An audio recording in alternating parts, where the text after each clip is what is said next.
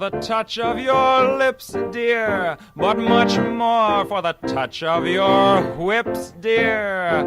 You can raise welts like nobody else as we dance to the masochism tango. All right, world, welcome back to Hourgasm. This is the podcast where we talk about decolonizing sexuality and gender, and this is the first episode of our second season. We're officially a podcast now. Yeah, we're a thing.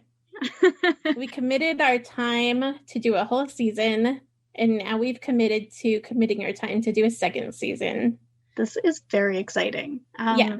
As a commitment phobe, I am very proud of myself. Little bit of like a rose-colored flag there. It's not quite red, but it's definitely not white either. Anyway, my name is Lynsey G. My pronouns are she, her, or hers. I'm also pretty comfortable with they and them. I am more or less a sort of word person. I am primarily a writer and editor and also a publisher. I have worked in multiple aspects of the writing and publishing industries for at least 10 years now, probably much longer than that. I'm the co-founder of Oneshi Press, where I publish creator-owned independent comics created by myself and others.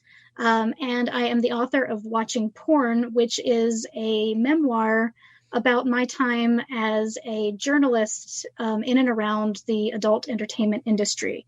And through all of that, I have become something of a sidelines expert on particularly pornography, with regards even more particularly to gender and feminism. So that's kind of my whole deal. And now my beautiful co-host, will you please introduce yourself? Well, hello. That was an excellent intro. I learned so much about you. My name is Lenny Peppers. My pronouns are she, her, hers. I am Northern Cheyenne and Crow from Eastern Montana. My Indian name is Watched Over. I am a writer and artist. I say that I'm a multimedia story worker. is how I describe like all of the things that I do. That's beautiful. I love that as a title. And then I also am working on my 5th degree. I'm working on a PhD in decolonizing shit. Like, I don't want to get too deeply into what it is, but it's a PhD in decolonizing shit. So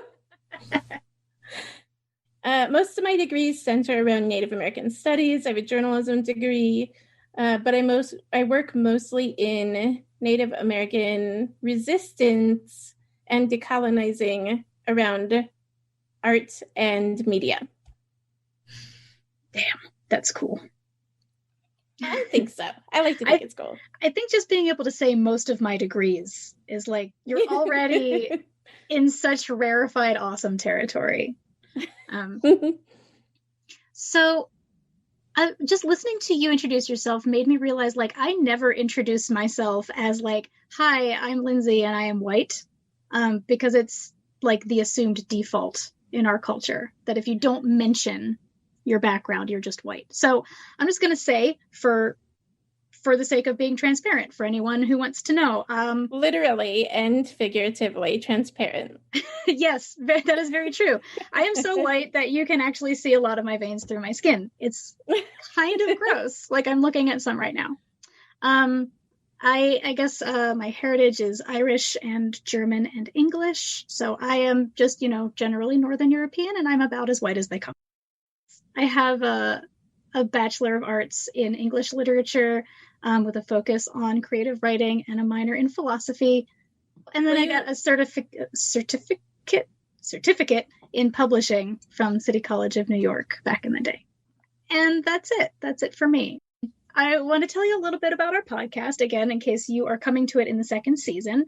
So the purpose of Hourgasm is to work on decolonizing the concepts of sexuality and gender as they exist in the dominant, mostly American Western culture today. And the way that we're going about doing that is tackling a lot of, so far, pretty broad concepts, because the way that we see it, I think I speak for both of us, is like pretty much everything about our culture is the result of colonization.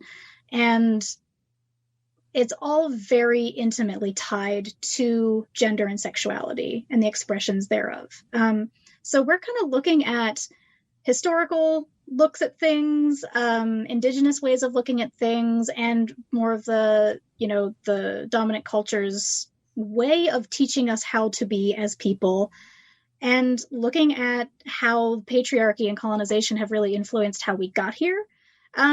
So really the idea is the more you talk about this stuff, the more you get to know about this stuff, the more you can examine your own attitudes and the things that you have been taught and come to believe. So we just kind of talk about all of this stuff. Today's podcast is going to focus on polyamory as a viable relationship model. So in order to talk about that, we're probably going to talk about a whole lot of other things. So if you are not polyamorous or that's not really your thing, please keep listening, because we're probably going to talk about some things that definitely apply to you. So let's talk about like what polyamory is first. Okay. I think that polyamory, the word polyamory, I have seen in recent years getting thrown around by a lot of different groups of people who are sometimes defining it differently, sometimes just trying to practice it differently. So it's a term that I think in practice right now is a little malleable. But my understanding of what